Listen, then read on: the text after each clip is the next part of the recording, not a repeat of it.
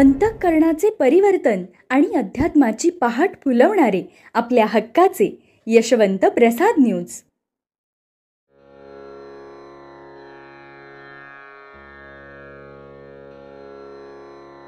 यशवंत हो, जयवंत हो, यशवंत हो, जयवंत हो, यशवंत हो, जयवंत हो. बोला पुंडलिक वरदा हरी विठ्ठल, श्री ज्ञानदेव तुकाराम, पंढरीनाथ भगवान की जय. परमहंस सद्गुरु श्री यशवंत बाबा महाराज की जय. पार्वती पते हर हर हर महादेव हर.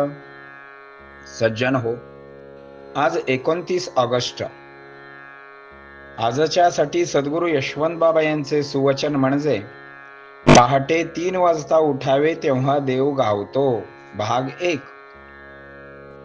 श्री महाराजांच्या साध्या साध्या वाक्यामध्ये केवढा परमार्थ भरलेला असतो याचे उत्तम उदाहरण म्हणजे वरील वाक्य. अवघ्या अध्यात्माचे सार त्याने किती साधेपणाने सांगितलेले आहे. आपल्या जीवनाचे अंतिम ध्येय देवाला आपलासा करणे होय.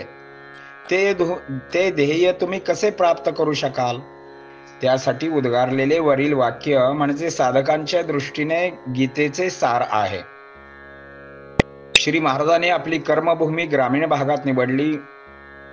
माझे सारे अनुयायी 80% ग्रामीण भागातले आहेत व 20% शहरी व नागरी.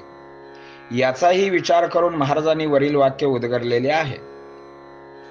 श्री महाराजांचा शब्द मात्र भक्तांच्या हृदयात घुसतो म्हणून घुसतो.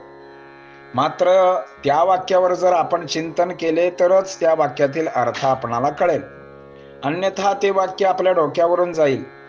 पहाटे 3ची वेळ म्हणजे ब्रह्ममुहूर्ताची वेळ. साधू संत जपी तपी सारेच उठून साधना करीत असतात, कारण ती वेळ म्हणजे शुद्ध व सात्विक वेळ असते. सर्वत्र शांतता असते. पहाटेच्या वेळी ऑक्सिजन चराचरामध्ये भरपूर प्रमाणात वाहत असतो.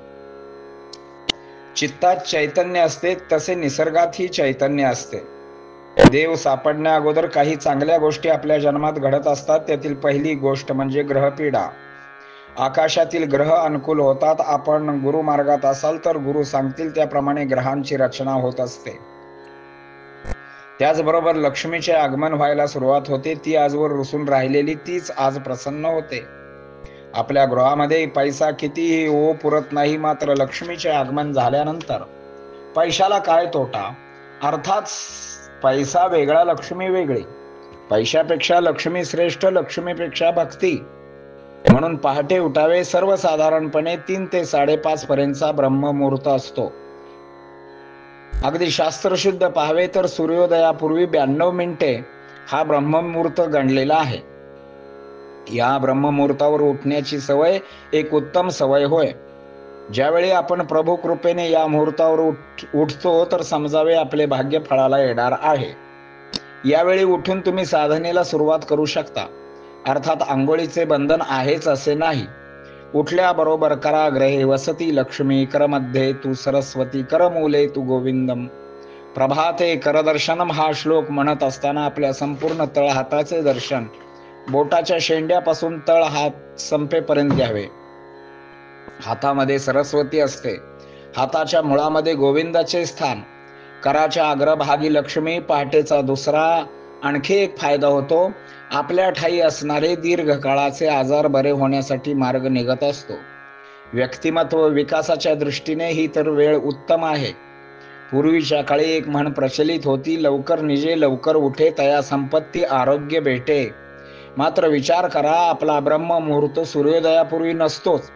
सूर्यकिरणे अंगावर पडल्यावर मग आपली पहाट होत असते, कारण रात्रभर जागायचे, उठायचा विषयच नाही.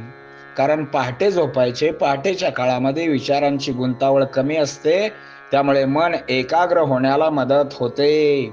पुंडलिक वरदा हरी विठ्ठल, श्री ज्ञानदेव तुकाराम, पंढरीनाथ भगवान की जय.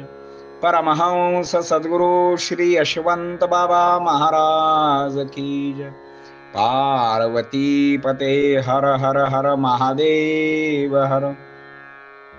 यशवंत हो, जयवंत हो, यशवंत हो, जयवंत हो, यशवंत हो, जयवंत हो.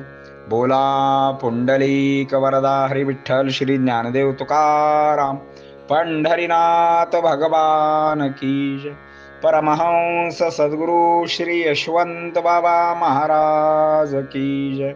पार्वती पते हर हर हर महादेव हर.